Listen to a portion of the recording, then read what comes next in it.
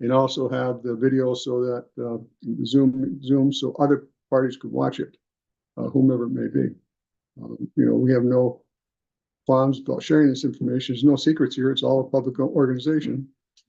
But I think with new leadership coming in, as I step sort of away a little bit, if you believe that, I think it's good to have people more educated on the process and see what it is. I mean, we have been lax over the years in doing it, but I think we want to correct that now. So I want to start off by just giving, in my view, you've probably heard a lot of this before about economic development. I mean, people think about economic development of 50 years ago, 60 years ago, is basically manufacturing.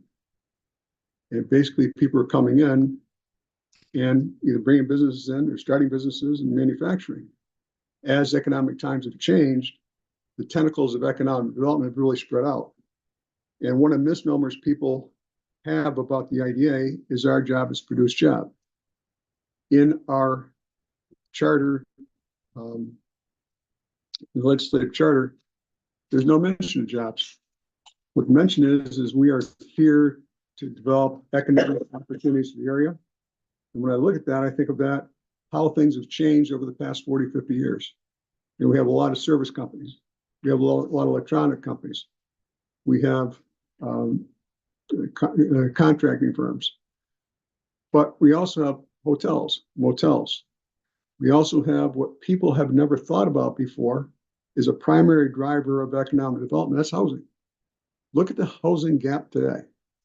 Look at the housing gap that happened around here during COVID, when people line up. A lot of people still own those houses, but the problem is that we have a severe lack of housing in a couple areas. First of all, we have housing that will fit the lower starting organizations, but we really have had not a lot of good quality housing that someone like me, who's been in my home for 100 years and doesn't really want to take care of the maintenance, the driver, the handling of it.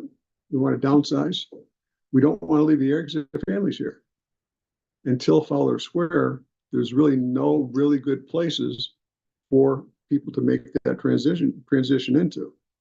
And I think that when Fowler Square came, and that project has been sort of in place for about 12 years, it misfired many times for a lot of different reasons, but basically it was one thing that we can touch on here, but it's a bit deeper dive, is that municipalities get in the way of the future. Municipalities get in the way of doing things in a timely manner. I can cite many opportunities where companies wanted to come here, but they just went through the process. And it's not just here. It's here, it's Port Edward, it's Albany, it's Rensselaer. The process just gotten so hard that it's hard for people to do that.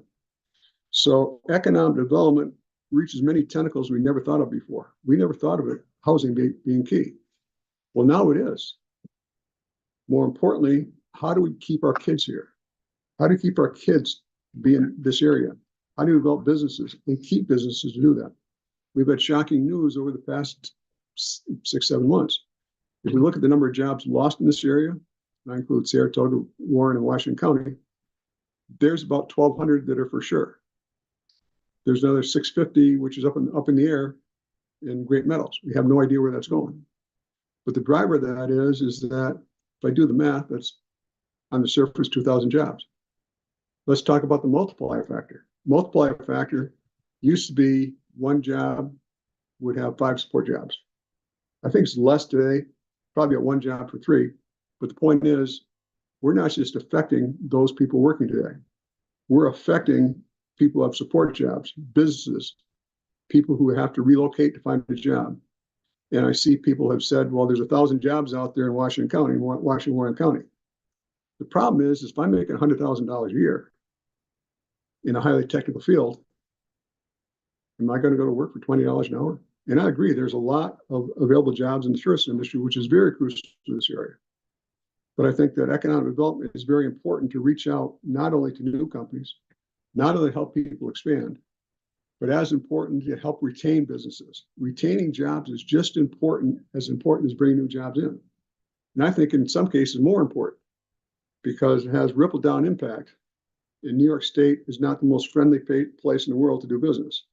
There's energy costs out there. We can talk about either one of those subjects for hours.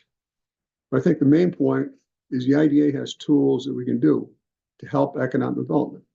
We should be reaching out to as many companies as we can. Hey, listen, let's talk. Let's talk about your situation. Let's talk about tools we may have to help you out if in some case you need the help. Think about a pilot with reduced taxes for X number of years. We really haven't done that before, but that's one of the tools we have in our bag to help out. If we help people survive for 5 or 10 years, it may get them over the leverage point. But I think is importantly, we have companies that have been in business for 20 years. Industrial Park's a good example. Roselle Industries started with one lot over there. I can't remember how many lots they have now, 6, 7, 8 lots, and some associated businesses have grown it. But Industrial Park was like an incubator, help people grow, and it did its job. And we still have companies talking about doing it. We've got one company now that just expanded over there looking for more lots. Actually, there's 2 companies looking for expanded lots. And we have companies looking out there. So it's our job to look at that.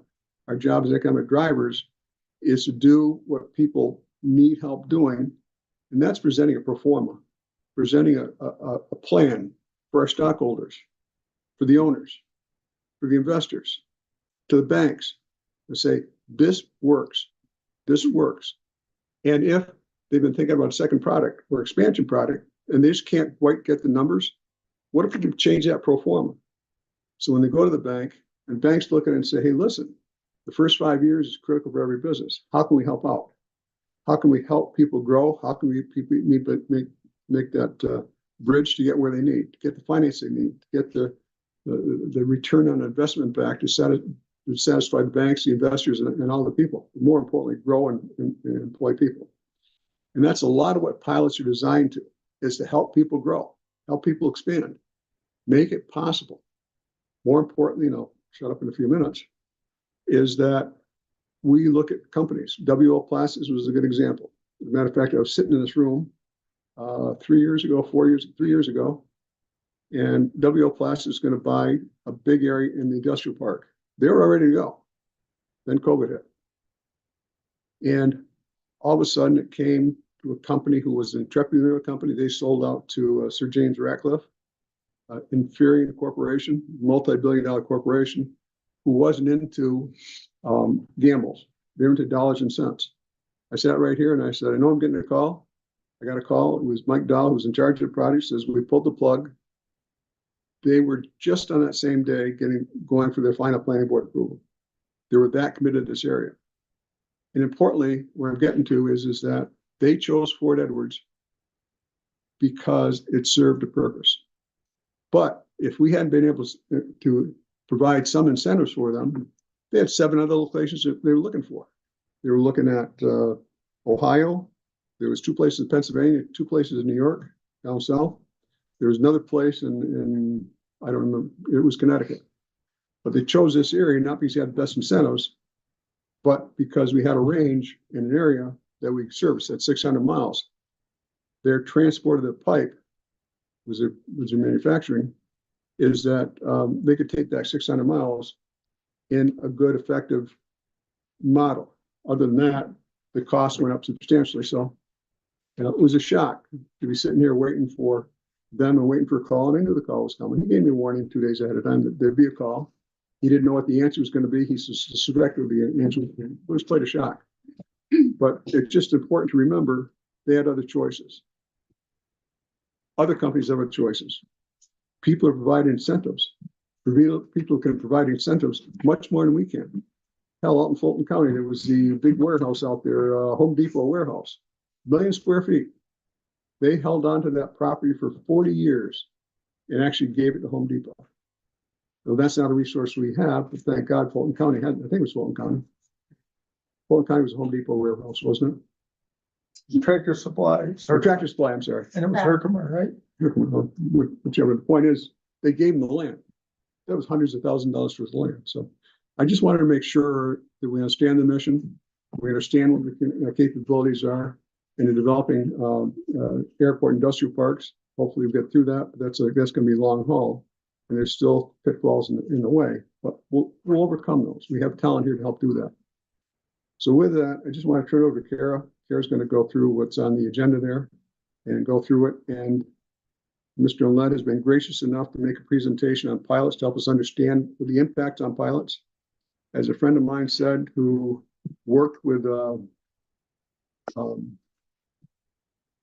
chip plant, he said 5 years goes quickly, 10 years goes quickly, and all of a sudden you have a lasting benefit. If you hadn't provided that, they may have gone someplace else.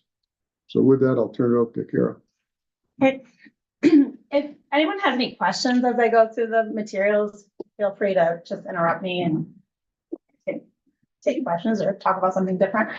But so the IDA was formed, well, the state legislature created a law in 1969 that allowed for the establishment of IDAs across the state. So there are a number of IDAs across the state, whether they be county IDAs or specific to a municipality. For instance, the city of Glens Falls has an IDA, the town of Colony has an IDA. Warren Washington County is the only bi-county IDA in the state. So in the state legislature created the Warren Washington IDA in May of 1972. So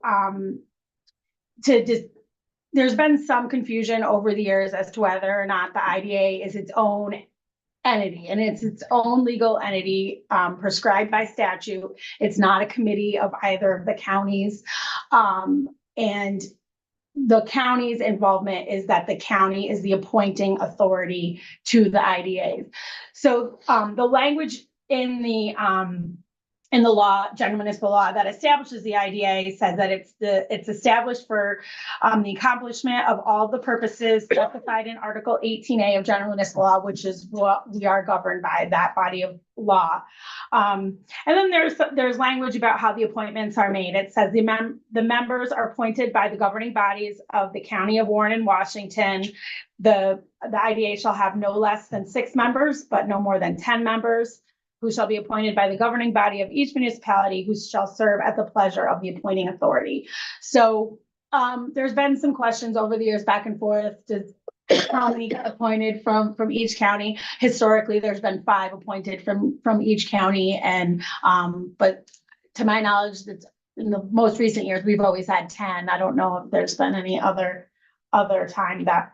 So it is an autonomous entity. It's considered a public benefit corporation under the terms of New York state law. And it functions on its own and has its own reporting requirements, and is bound by the laws as they're applicable of general municipal law, public officers law.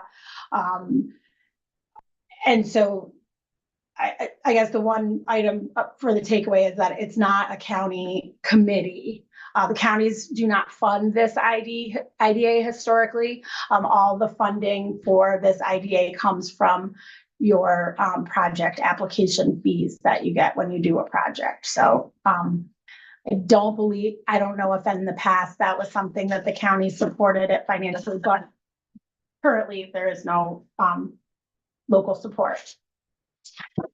So, and I have these materials and that I'm going over if you want them. So the IDA is required by law and by the ABO, which is next discussion, but it's required by law to have a mission statement to set out what the mission is of the IDA. And in recent years, the ABO has taken interest in I have more. Put them down that way. Thank you. No, sorry. And in recent years, the ABO has taken interest in the mission statements. They've put out a best practices with respect to the mission statement. They've asked other IDAs to reevaluate their mission statement and take a hard look at it to be sure that this is really, the mission that the counties want to, put forward. But, and to the chairman's point, it doesn't, our mission does not indicate that we must create jobs. It says that our projects should advance job opportunities. They should develop, there's an opportunities for job creation and job retention. So not necessarily, there's no specific set requirement for job counts typically on our projects. But I don't want to bore you with reading this verbatim, but this is the, this is the, mission statement that the IDA has. And, the ABO has put out, like I said, they put out this policy guidance, which is, I believe, attached, and talks about the obligation of the IDA board members to reevaluate the mission statement on an annual basis to be sure that the mission statement is still in line with what the IDA is doing, wants to continue to do for the communities, et cetera. So I know this is something that we reapprove at the annual meeting on an annual basis, but I don't believe there's been any significant changes to it in recent years, to my knowledge. With the heating up of housing, and I know it said sound industrial and commercial facilities, is there any concern as housing projects may or may not come to us? And I know we've done housing in the past as well, just from a technical standpoint. Yeah, that no, I something mean, that I we- think that's something that you can look at and evaluate. We've put in some instances commercial under the housing component of it, but certainly, it could, we can take a look at it.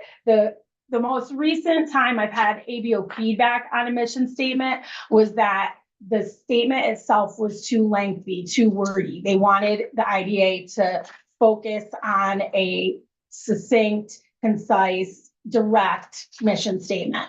And that was the directive from the ABO. And if you read through this, their guidance, they want you to think about what the goals are, what the purpose is, how you're best achieving those purposes, to move that forward. And as part of the mission statement, the IDA is required to put forth performance measurements, and I have these too.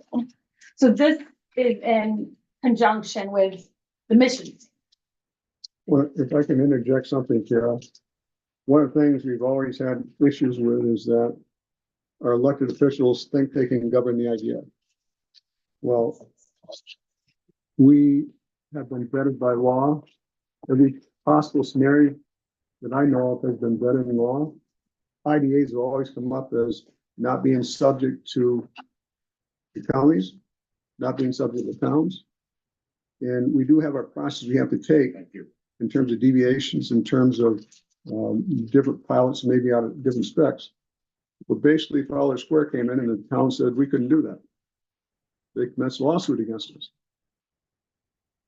The judge took really no time to decide that the idea was right. It was very costly for the town to go through that, but it was an assessor who says, I have all the rights. No, that's not what the law says. And she knew that. She was just testing us, I think.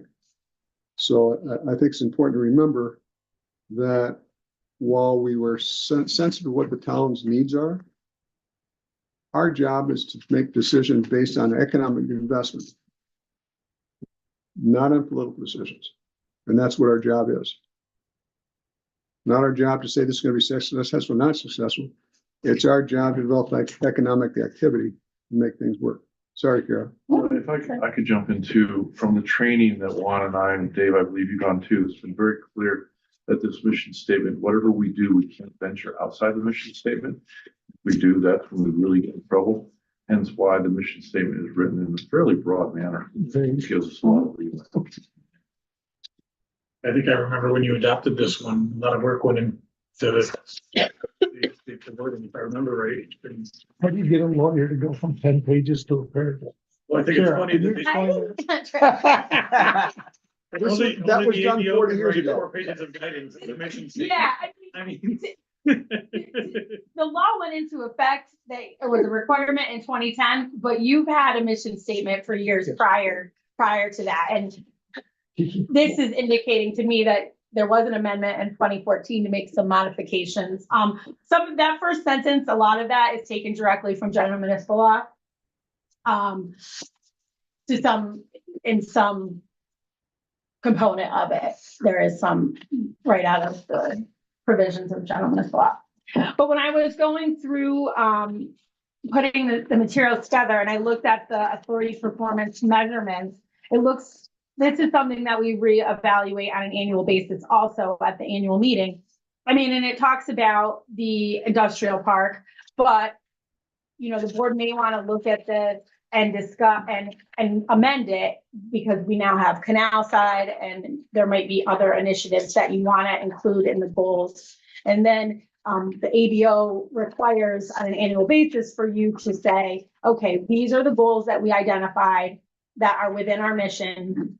And then how did we do this year? Did we meet these goals? Did we create other goals that throughout the course of the year, et cetera? But the last 5 questions that are on there, those are questions that the ABO has on their form that they suggest. So those are always have been the last 5 questions about who has the authority, has everybody understand and acknowledge the mission and that type of language. But when I was reading through these, I hadn't read through them in some time. So I was thinking, oh, now that we have the Canal Side Park, you might want to certainly update that to Well, some the extent. bylaw was updated last year, are different than this too. Right. This is required to be posted to the website. I mean, it is on the website, but it's required to be updated annually to the extent that you make any modifications to it on an annual basis. This should, This one says we have to take the money back from Chuck. that's what I'm, check goes as Got a it check. all That's back. what I'm reading. Chuck, you gotta give it Question up. 2. It says, Looking at. you receive no compensation. Oh, good. I'm just saying. So we might need to change You this. might need to update that. I didn't know that part. Where was it, the treasurer and the CFO, the 2 guys that zeroed in right there? Check goes. Sorry about that. That's okay. So for years, the IDAs had to report to the Office of the State Comptroller. They provided their audits and that information to the Comptroller's office. The Comptroller's office was the state agency that oversaw the IDAs and did reports about transparency and things along of that nature. They did a report in 2016 that's fairly substantial. It's good information. A lot of it is still, I can send you the link if you're interested, but a lot of the information is still valid. But in it, they talked about some concerns that they had when they did an analysis across the state of various agencies or IDAs, LDCs, et cetera.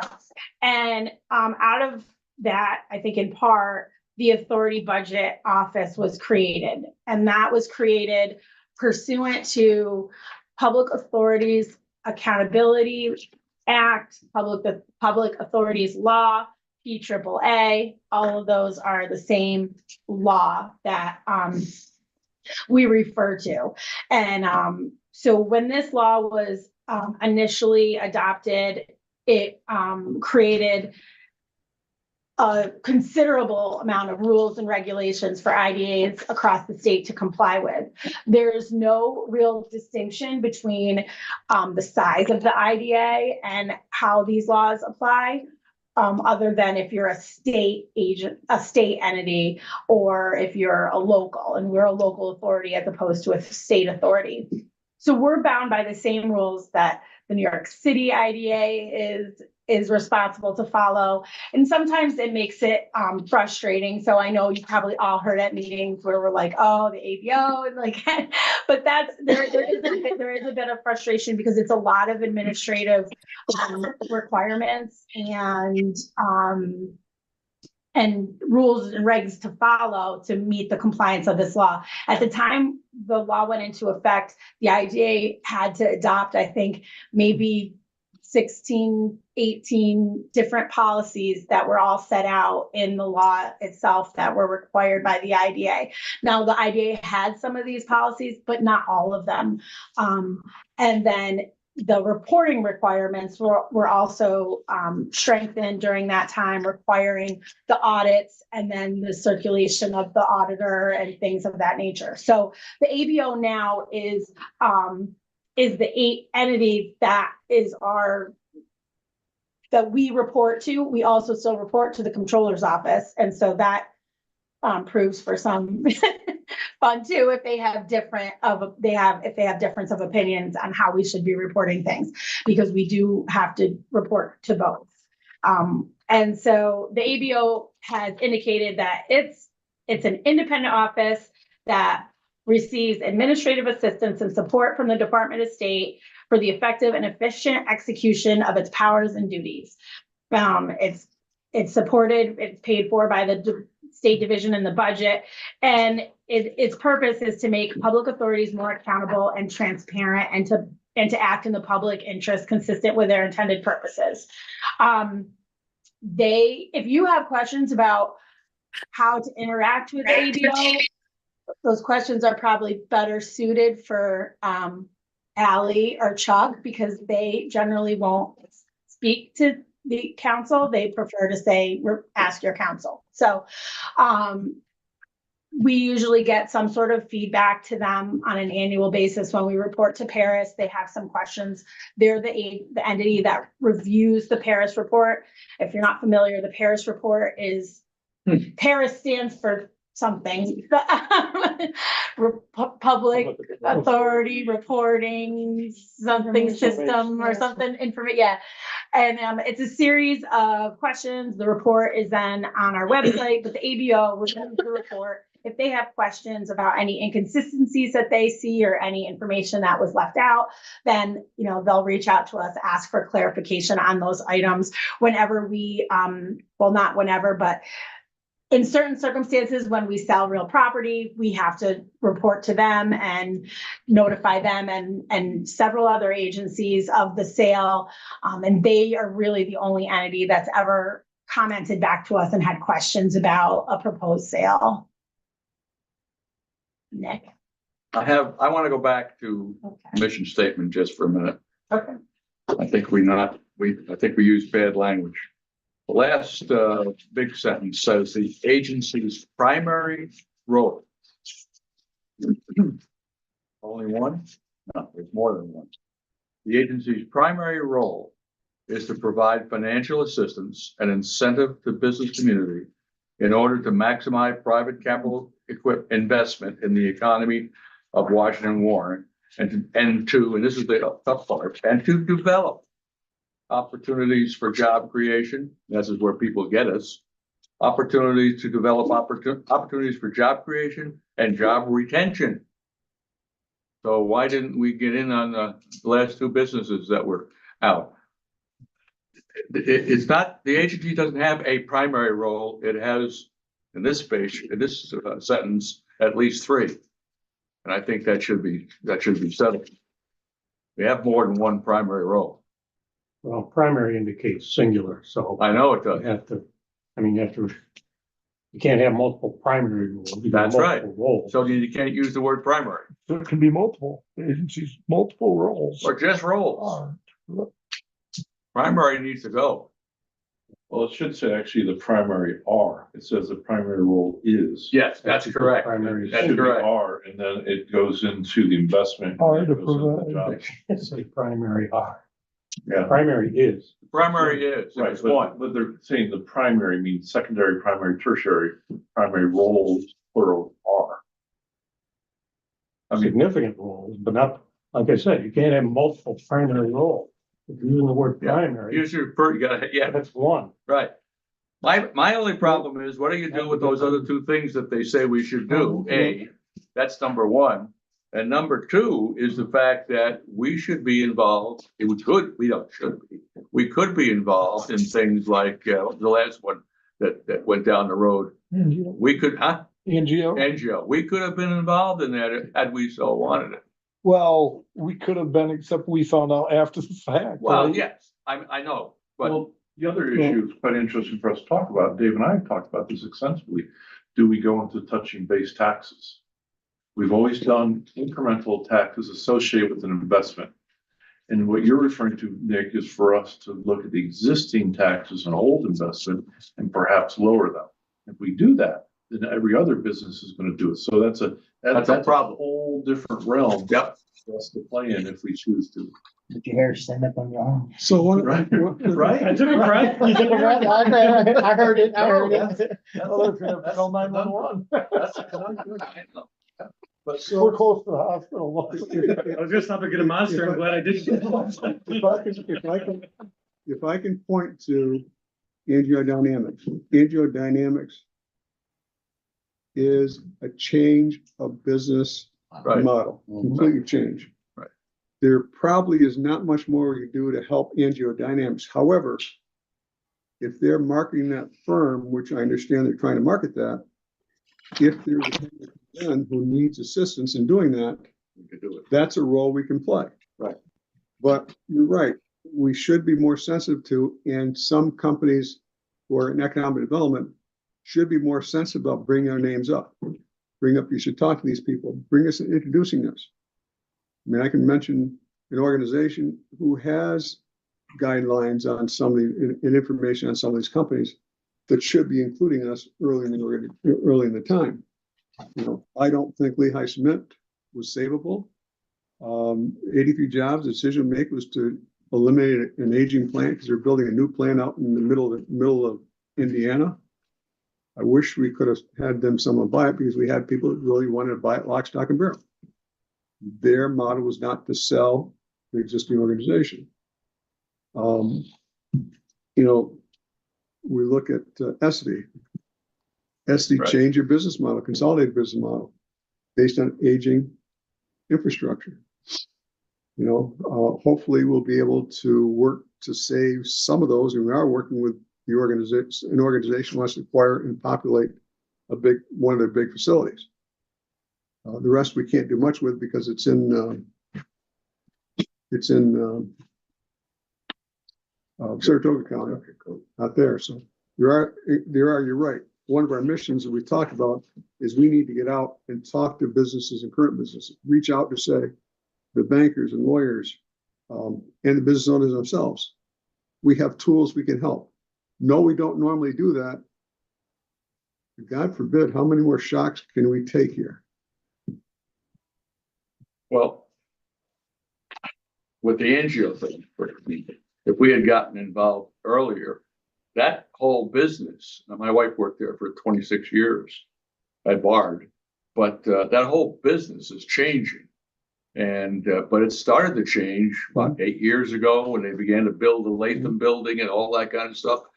If we had jumped in then, we could have helped. We didn't know that we could, well, it says here we could, apparently. We could go to the other people and try to get people to hold hands and get together. Seems to me. Was this a direct result though of like Obamacare and the whole restructuring of the medical device thing? Remember they took away, Yes, they wanted the yes, research and yes, development money, yes. so I don't know that we could have offset that whole upheaval. I'm just using that as. an Yeah, example. I mean, it would have been a great way to integrate then, but I think the whole upheaval was at a higher level that we couldn't offset the shock waves. Look at the price of insurance and everything. It's a result of all that. That's right. They think it's all better, but it's more chaotic than it's ever been, and you pay twice as much for half as much care. So I don't know that we could change that. So the big driver in this area is energy. Yes. When you're paying 9 cents a kilowatt and your break-even point 6 kilowatts, energy driver is killing people in this area. We are the highest area in New York State, and there's no help out there. You know, we have to get, and I've had this conversation in inter-county in different places and different people I've talked to. We need to find a way, get off the stick, and to help change the business climate in New York State. We're driving people away. We are. So should we have worked harder with CHPE and said, drop a line here in the Lake George Saratoga region and not on your way through, because it's not gonna cost any more to bring it down Champlain. We If certainly there's have the two right to lines do it. instead of one, yeah. So I will give you a comment said in a private session. The cost of the converter plant is $100 million.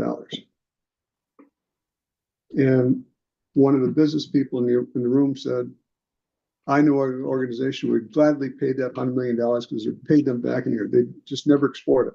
Right. But is that CHPE's fault or is it the state's fault for driving the project Oh. where they wanted to go to New York City? Because everything's about New York City. Like it or not. It's a state's fault, but all I bring it up for is that this needs to be changed.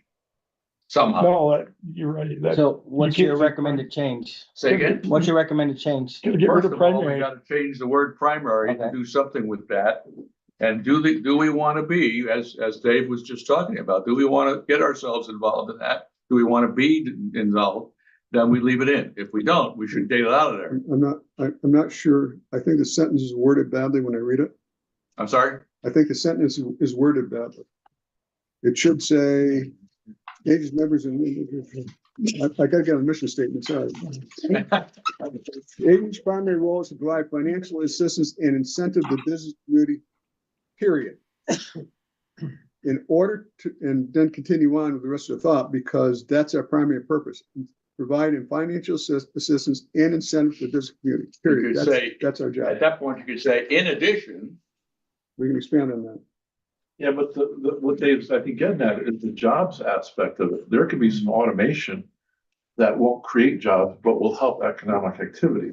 So we'd still want to support a project like that. So, Mr. Chairman, is that what you were getting at? That it's not just the jobs, it's the economic activity, and it could come in different forms and shapes. We'll take it a step further. We're in a time right now that the whole country lacks people to work. Right. yeah, that's, So losing a business provides more people to the businesses that are left. You might make them stronger. So there might be an opportunity there. Some of these things we can't change, but some of them are changing on their own for us. It's just like in our budgets, we've seen this at the county.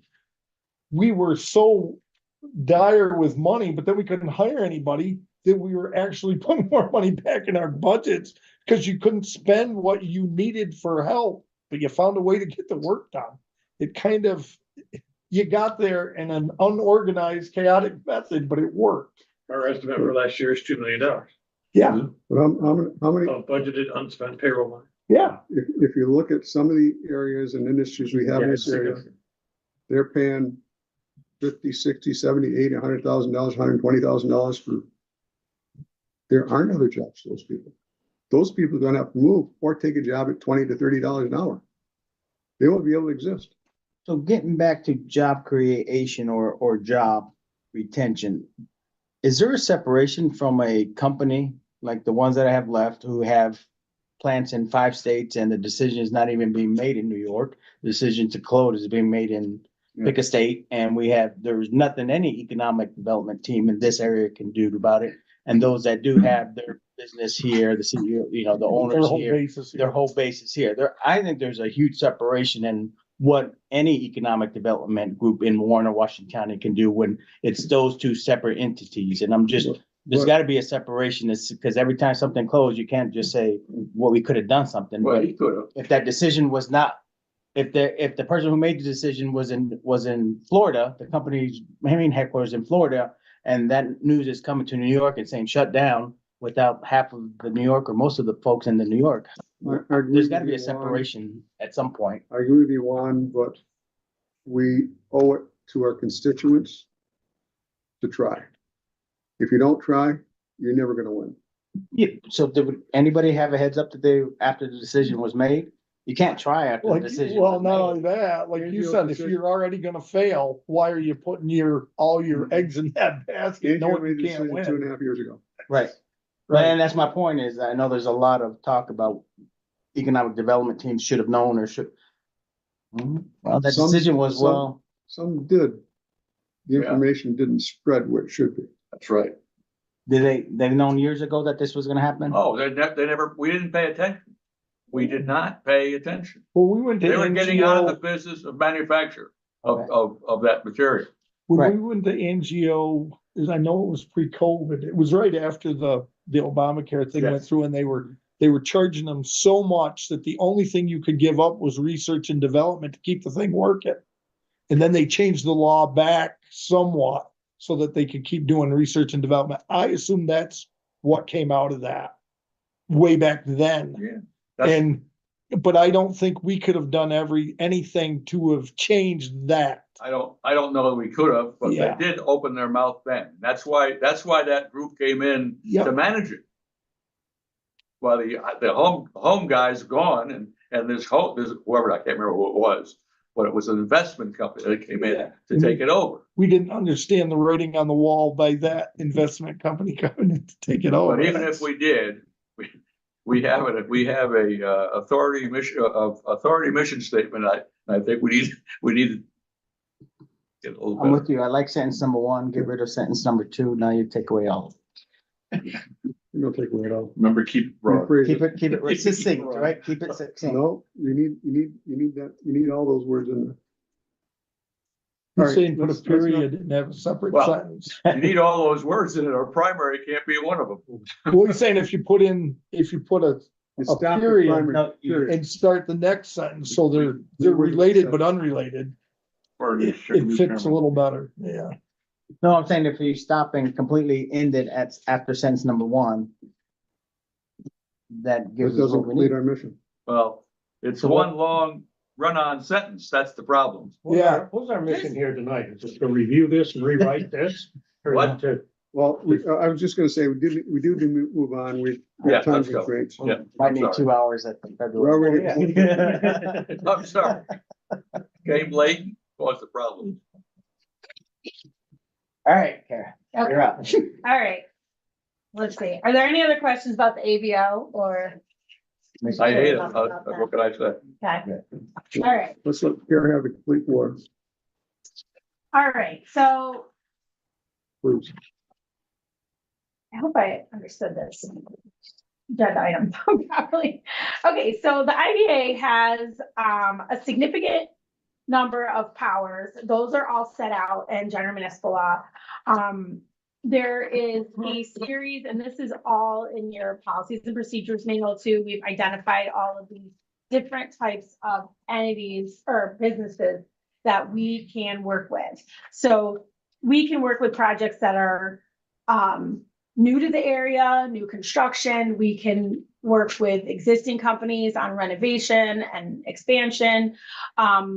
We are permitted to work with industrial companies, manufacturing, warehousing, commercial, research, renewable energy, recreation facilities.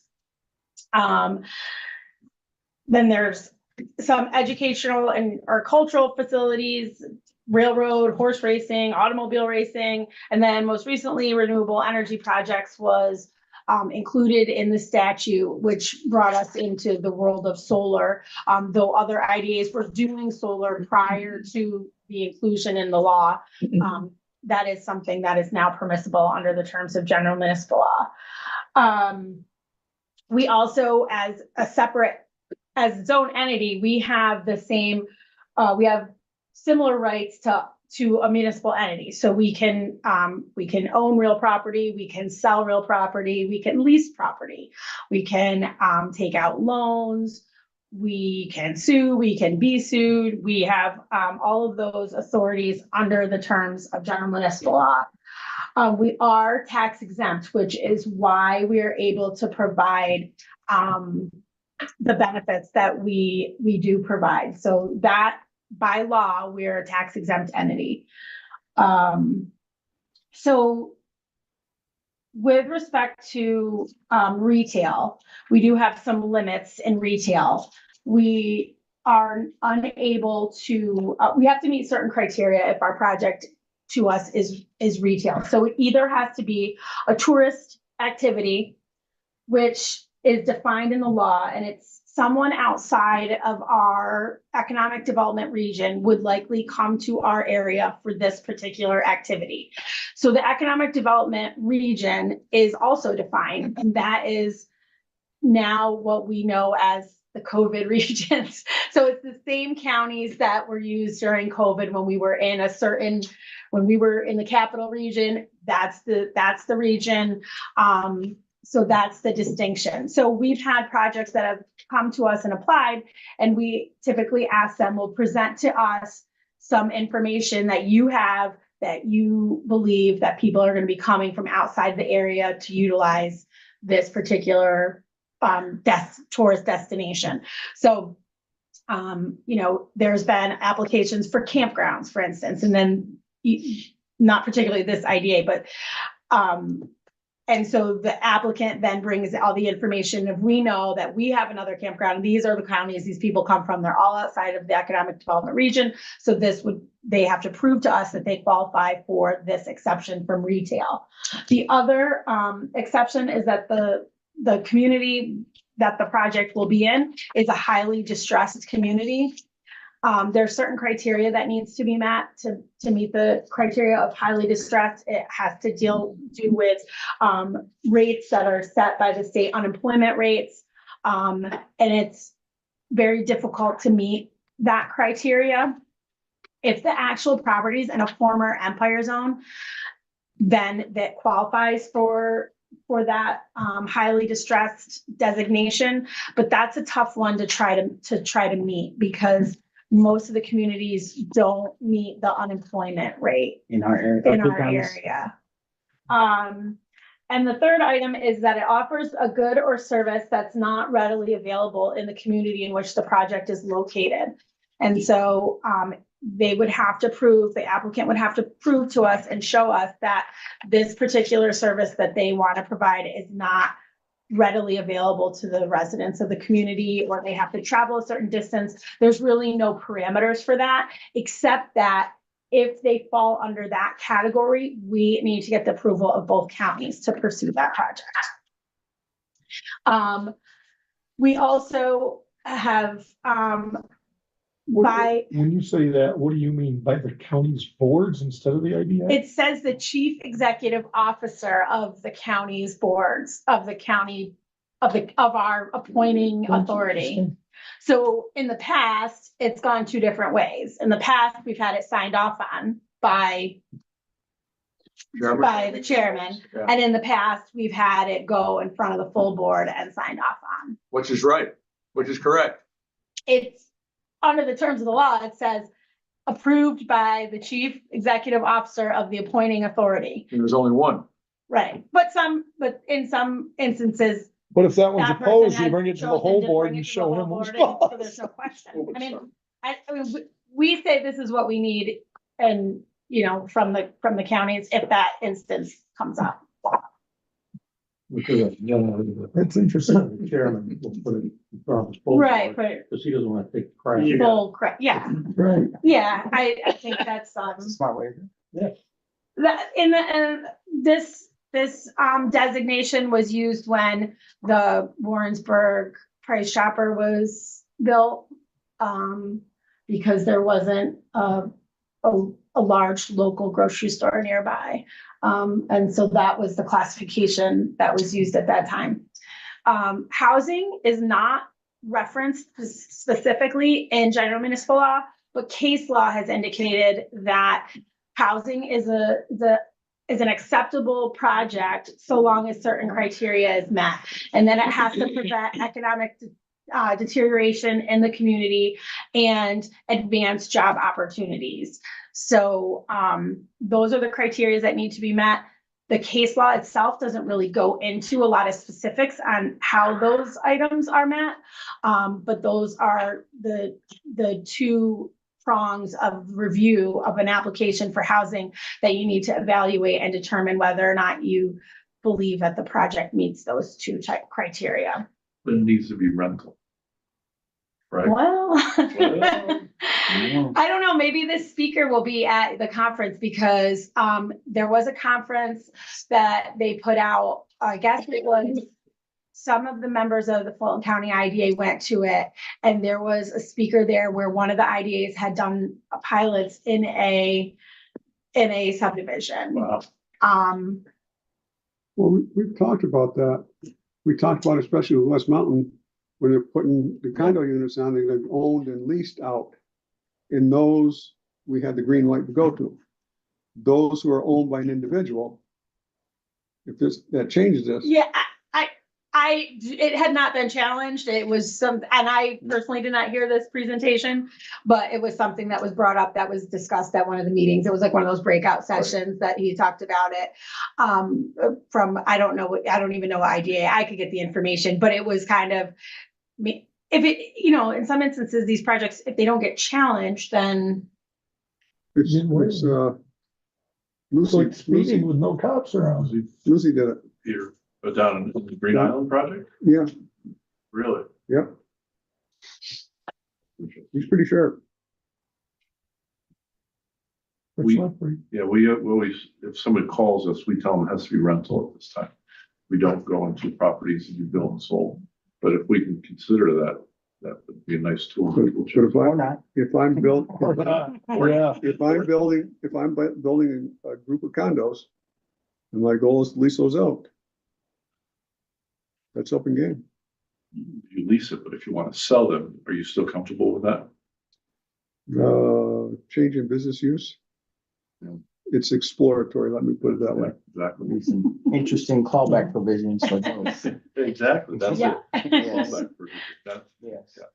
That's for sure. So the second part of this topic says, where can we legally target for, where can we look for projects? I think that's how I interpreted it. I'm not sure if that's okay. So we can, projects from outside of the state, projects within our own community can apply to the IDA. There is a prohibition for us to entertain a project if it would result in the removal of the project from one area of the state to another area in the state. So this is I took a look at some of the cases regarding this section. There's a lawsuit in between Buffalo, the city of Buffalo and the town of Amherst. And they said that would be in violation of this, this statute. So, if the project is going to leave one area of the state and come here, that's in violation unless you can meet the exception that says that, the project in our location would be reasonably necessary to prohibit or discourage the company from moving outside of the state altogether. So if they were like, we're moving to North Carolina, unless we get a project in Warren County or Washington County, that would be an exception that we could rely on and still have the project move from, say, Buffalo to here. Or if that, is reasonably necessary to preserve the competitive position of the project in its industry. So perhaps it would be they can't expand any further at their existing location. There's no other location in that community. They need to expand. They want to stay in New York or in the region, so they come there. We can make those findings. There's very limited case law on that second prong, discussing specifics of that. If I can give a real life example, Packer Bolts was up in Warrensburg and they ran out of space. They were running out of ability to hire people. They wanted to move to Queensbury. They also were expanding into plastic boats, fiberglass boats. They came to us for a pilot and we went through it, went through the entire cycle. And they got so much shit. Excuse me, I shouldn't have said that. They got so much pushback from leaving Warrensburg, and the IDA couldn't give a pilot to them because they were moving from Warrensburg to here. They're moving here to survive. Rolling forward, they end up keeping their wooden boats here. Guess where their plastic boats went? Sold the division off to South Carolina. We could have had it in Queensbury. People had listened to the fact that they're in Warrensburg. They're not leaving Warrensburg because they want to. They're leaving Warrensburg because they have to, because their business model wasn't working up there and there wasn't space up there for them. So that's a good example looking at how we could save companies. We have other examples of a company wanting to move out of one city because of high crime, like our area because of low crime. What do you do there? And then we have another applicant who wanted to talk about needing more space, and they were in an urban environment and they wanted broader space up here. So we do get these applicants that are in the situation, which make it tricky for us. Well, the crime one, they're gonna have to leave New York anyway. It wasn't New York City, actually, but like, I won't, we're being recorded. I won't say where it was. I want to bash another city. It wasn't on this side of the state.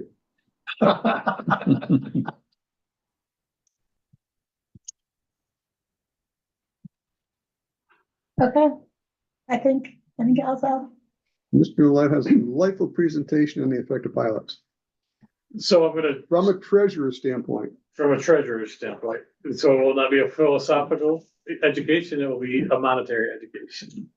I will tell you one thing, and if it's the only thing that you hear from me and you tune me out for the rest of the meeting, I'll still leave here a happy man. What I need you to know, most importantly, the levy is the levy is the levy. If you remember nothing else I say after that, that is the most important thing I can educate you on. Because the thing that I still hear to this day in the public is, oh, this business is coming in, we're gonna get $100,000 extra tax money. Or this business is leaving, we're going to lose $150,000 in tax revenue. That's not how taxes work, okay? So your budget's set a levy, and that levy will be collected regardless of business coming in, business going out. How that levy is spread around the taxpayers is what changes. So a municipality, especially in the age of the tax cap, will never either gain revenue from a business or lose revenue from a business in a tax perspective. So if you hear nothing else I say today, please leave with that. Because it's a very common misperception in the public. And I find it's a very common misperception even in our town boards and county boards. We still have board members that haven't really grasped that fact yet. So that's really important starting place to come from. Sir. So the levy is the amount, total amount that the county It'll be sets taxed. to be collected. Yep. How that's collected is, Right. So if a county passes a budget at $37 million, they will collect that $37 million regardless of what business come in or leave. Okay, how that is spread around is what you hear when you hear about a tax rate. That's a different story. So the tax rate is the amount per thousand that each of your taxpayers is going to pay. to meet that level. Right, so that tax rate is the variable item, not the taxes you'll collect. So that's very important to know. So when we are talking about pilots, especially in the age of the tax cap, the way that works is in the tax cap formula. And I was gonna do a pilot presentation on all that for you, but we should just, it's better off if I think we just have a conversation, right? So the tax cap formula, the way that it's written by the comptroller, your levy and your pilots are considered together. So when you issue a pilot, say you have $100,000 of pilot income coming in, in the age of the tax cap, the county now would have to make a decision to either override the cap or reduce their levy by 100,000. So your levy and your pilots together is what determines your 2% tax cap. So they're a very fluid thing that you have to keep that relationship together. So you can actually decrease the amount of a county's levy by introducing new pilot revenue. So that's another thing that's a very large misconception in a lot of the people in this world. Because if in the age of the tax cap, if the board is not going to override the cap, and many boards for political reasons don't have an appetite to override the cap. If you're not going to override the cap and you introduce new money, you have to decrease your levy because the two together cannot exceed your cap number. You're going to see several counties and towns and villages and not so much schools, but as you have a very significant pilot that's going to be introduced in a couple of years. You talked about them coming down earlier, right? So your transmission line that's coming through has a pilot agreement attached to it. those numbers are significant enough that you municipalities that are going to be benefiting from that pilot are gonna have to have some serious conversations. Because it's gonna introduce enough money that they're either going to have to do one of three things. Reduce their levy. Override the cap. And the way to do that is, I guess it's really two things, so. So they're either gonna have to override the cap or reduce their levy. And what's nice about it is if you have a municipality that's in trouble now, I shouldn't say in trouble. Like in Washington County, we have about, $20 million of unmet capital needs right now, when you look at our capital plan.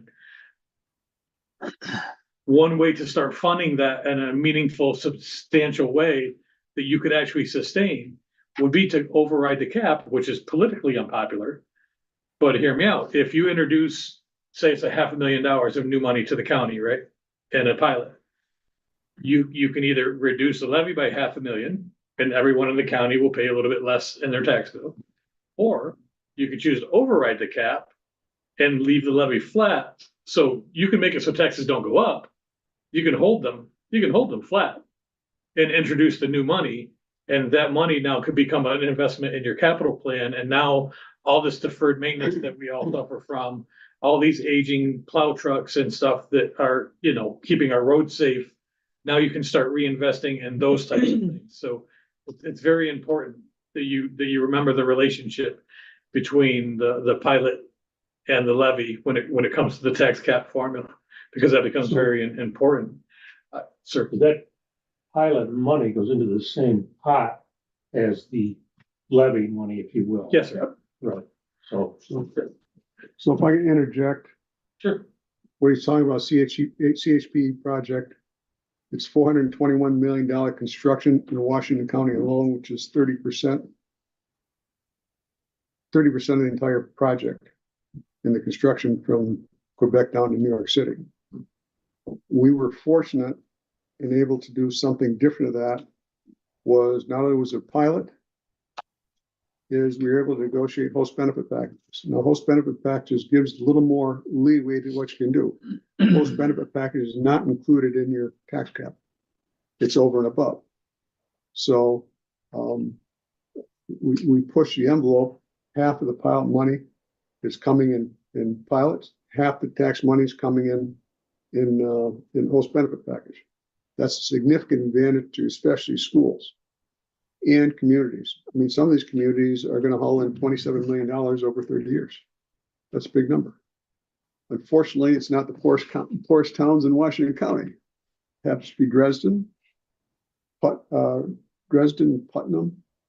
Whitehall is not that great.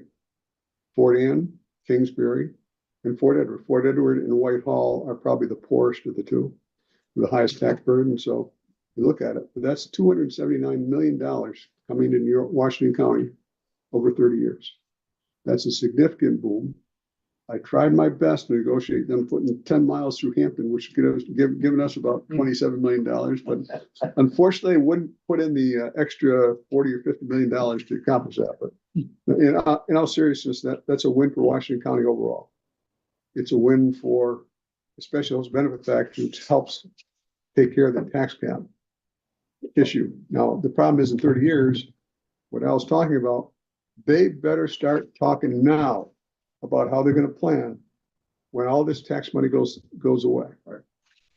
They better start now because they have to start planning. This is very significant. And I don't think some of the towns are listening to us or the schools are listening to us. We have an example of what happens when you don't plan for the exit strategy. So let's not repeat that. We don't want to hear your dirty laundry. But going back to what you said, Yes, sir. so this extra money on the pilot, that gives the county more money to spend. But we, the taxpayers, don't have to have more taxes taken out of our pocket. Right. Yes, sir. But you have to override the tax cap in order to realize that. Educating the Right. public will be key because it's very unpopular Right. to override the cap. What people will have to understand is there is actually a world where you can override the cap and their taxes stay the same or even go down. You could still have other levy growth with a flat levy, which would drive the rate down. Again, this relationship between the levy and the rate is very important because you can, I mean, in a normal year, you might have 3% growth on your roll without any new business. Just in new housing construction, whatever, you might have a 3% growth in your taxable income if there were no new businesses, no new pilots. So you're still gonna have that normal growth that you would have had. So if your taxable base grows and the county holds the levy firm, even though they override the cap, you'll drive the rate down. So your average taxpayer could actually pay less in taxes with the county overriding the cap. And that's just not something that not everybody wraps their head around readily. Because it becomes an emotional decision, right? And, you know, and the second piece of this, it's extremely important. And Mr. O'Brien has been very successful in Washington County in getting this point across. Your pilots are on the improvement. Right. Driving that home to people is huge. You're not forgiving taxes that already existed. And the pilots don't apply to special districts like a fire district. They still have to pay whatever that rate is on that special district. And if there was a $1 million assessment on a property and it's now, would have been 5, the pilot is only on the $4 million improvement, right? So that's extremely important.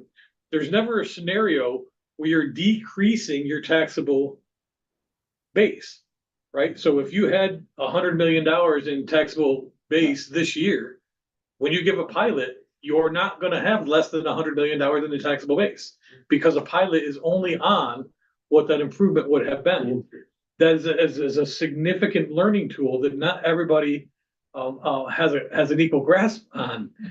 You will never drive your taxable rate down with a pilot. That's not a thing because the pilot is only on the improvement.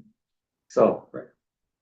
You got your white beard because of all this, but would Yes. you call Mr. Whitehead and explain that to him? I would love, I've actually taken one of our supervisors in a whiteboard and drawn it out. And it's interesting when you follow the math. I was able to get a couple numbers on paper before I got here. And this is just a rough, so I've got a property, so on a $150,000 house, random, middle of the low house in one of the towns in Washington County. I looked at the current rates and the current taxable values in that town, right? That homeowner on a $150,000 house would pay $4,030 in taxes. If there was $1 million improvement and you did not issue a pilot agreement, that same homeowner would have paid $3,946. So their taxes would have gone down $83 in total for everything. This is town, county, highway, fire district, school, village, the whole ball of wax. They would see an $83 savings on $1 million improvement in that town. Okay. However, here's what's interesting, and the math doesn't lie. If you were to give them the $1 million pilot, and I have a pilot schedule from an actual pilot that you've issued, that in total that $1 million pilot gave $42,000 in pilot payments. And I even know the districts that they made those payments in. So using that pilot payment that already exists, I applied that to this scenario. And what's interesting is with that pilot agreement in place, that same homeowner would have paid $3,939 or savings of $90. So there's a $7 benefit to the taxpayer in this specific instance with you giving the $1 million pilot exemption on this in this scenario. So again, people that don't work with us every day, they don't necessarily believe this is a real thing, that this is a real thing. This is the math of how the rate works. It's hard to wrap your head around the philosophy of it. I think It feels like you're giving something away when in really. That's one example. You're saying that you take that whole county or town or wherever you're talking about, that 80, 90, 100% that applies to each situation, or what it kind of just a general. So this is pattern recognition here? this is a snapshot of one parcel in one town. Yes.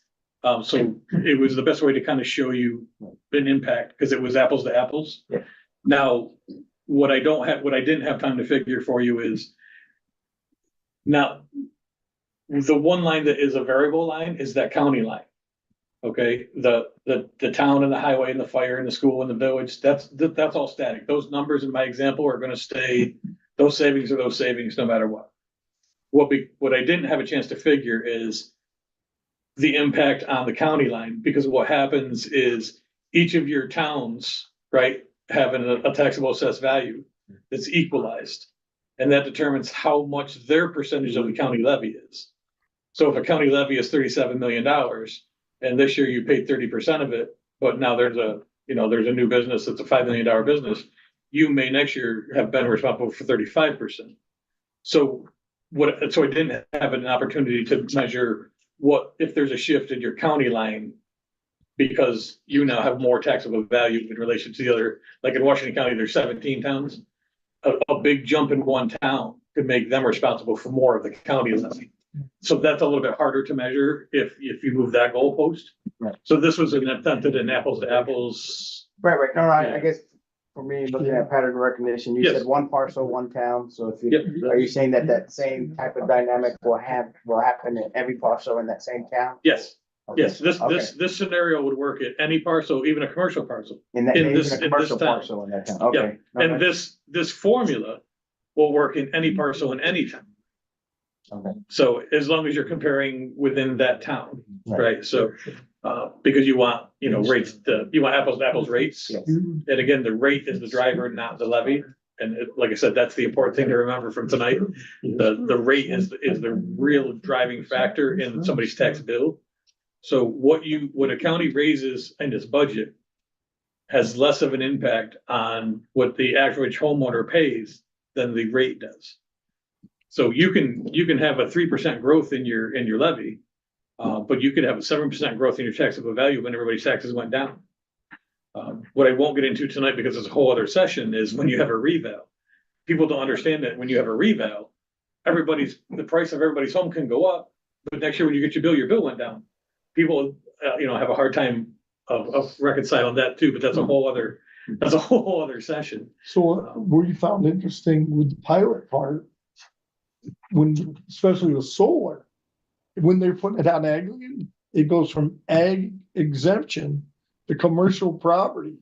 So you doubled or tripled the value of the original property before the pilot. So now you've increased the taxable value and you have a pilot payment coming in. So so it throws it way out of whack, and it just makes, and the more layers you add on, as Al said, you just get everybody confused and nobody understands anything after a while, it's Going like back to what Dave information said, overload. If you get this extra money, which the regular guy is not paying into, and you've done something with that money, and all of a sudden the pilot ends.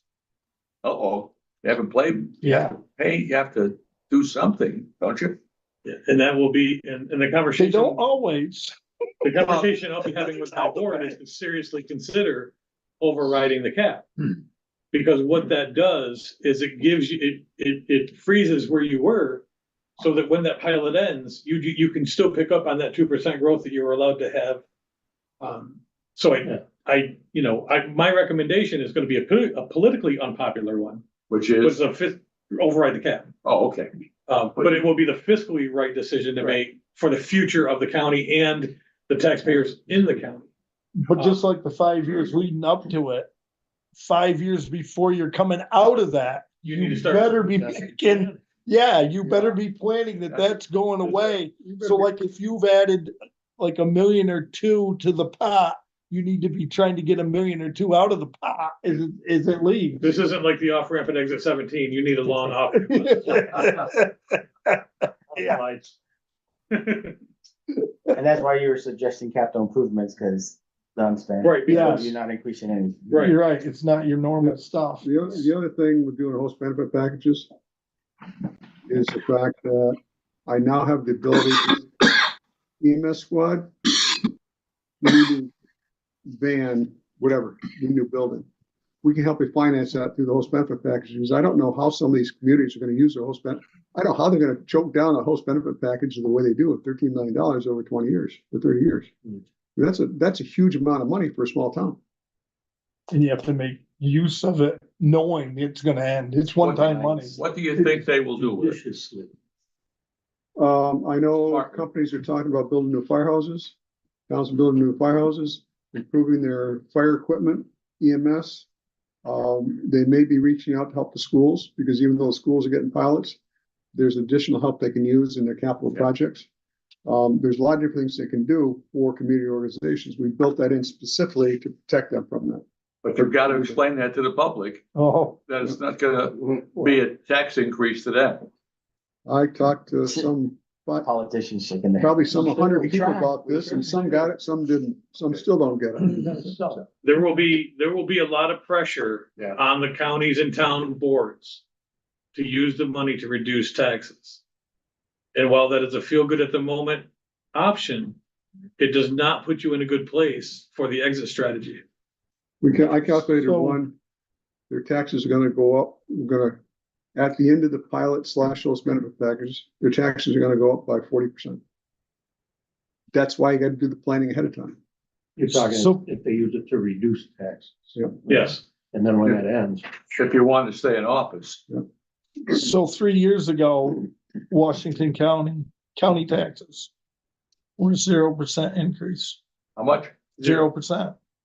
It was actually a reduction because by not increasing them at all, the growth got thrown on, everybody's taxes went down. There's not a single person in Washington County who will tell you, my taxes went down 3 years ago. No. Why do these taxes keep going up? Nobody remembers that.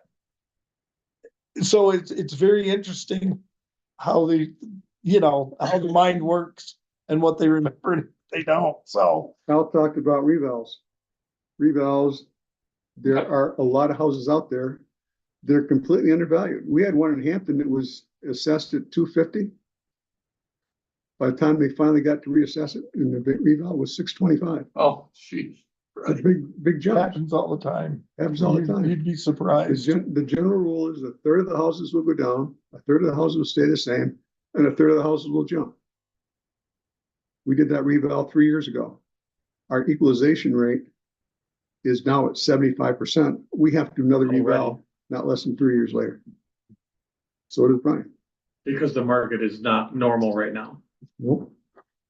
And it doesn't look like it's. And you gonna be can't better. predict it. It doesn't, it's slowing, but not as much as I thought it would have by now.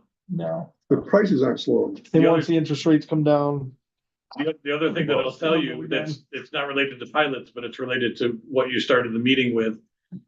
Pay really close attention, and I'm sure you will, to the governor's budget this year. There is a substantial investment in housing in her budget. So if you do have an appetite for that kind of thing, please keep your eyes and ears open. There is a substantial investment in housing in her budget this year. It's one of the places that she is investing money, so.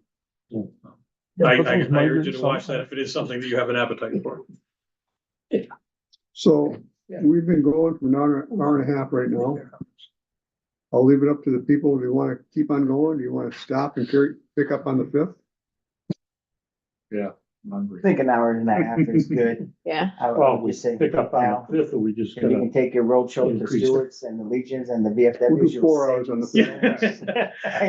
I almost wish that we could have some town hall meetings, because people, they really don't understand because the fear is bred into them so deeply. yeah. Thank you. There is a town, more than one town, but one town doesn't think anyone should get a tax break. We're up and down. If you're gonna build a business, you pay for it all yourself. That's a false way of thinking. They can go 100 feet over and get a pilot and get business and increase the assessed value in that town. And people are just so myopic about it, they're getting a tax break. They're not getting a tax break.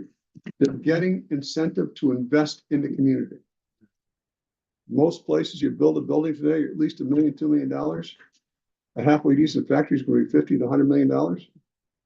That's huge investment. Why aren't we clamoring and banging for it? We need that. Jobs really doesn't matter. I shouldn't say it that way. Yeah, right. Jobs matter. What really matters is a combination of Dave investment, O'Brien said jobs don't matter. investment assessment, and the jobs come with it. Good thing to post. It's investment. You gotta get the investment. But I think I'm sorry, I have to leave for a basketball game in Burn Hills. So, Oh, yeah, you want to come with me? No. you a ref? Sounds like a Yeah. hamstring. My dog. Oh, okay. All right, yeah. It's not you.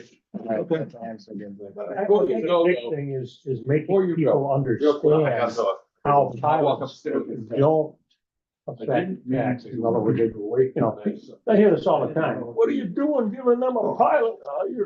You're decreasing the tax, or you're giving away a tax, or you're doing this, you're doing that. But to your point, well stated, the levy stays the same.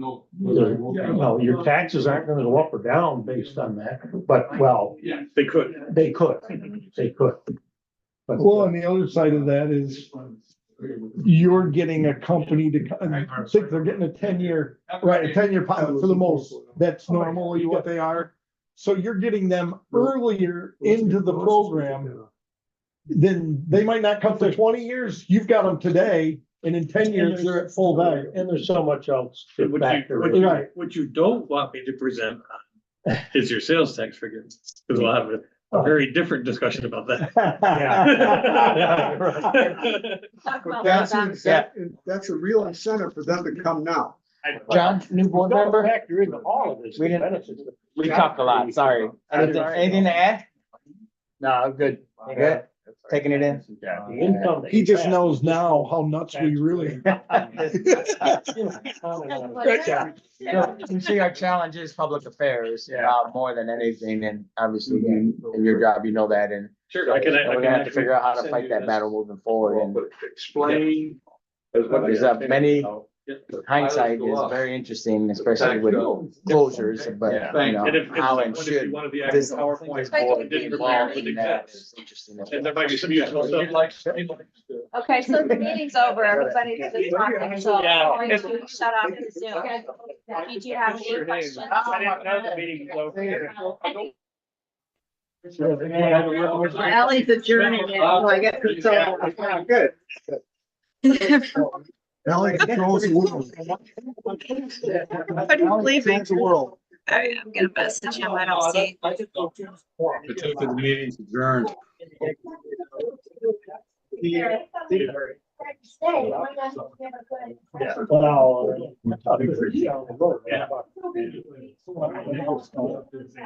There's $500,000. He knows the actual. It has a little particular problem. I mean, would have been. Yeah. The tax rate, the county tax rate on this property right now is $6.42 a thousand. With your pilot, it would actually drop to $6.39. And that's real, but that's how it works. Yeah. It would almost be inside. Top person in the county. You can say every time.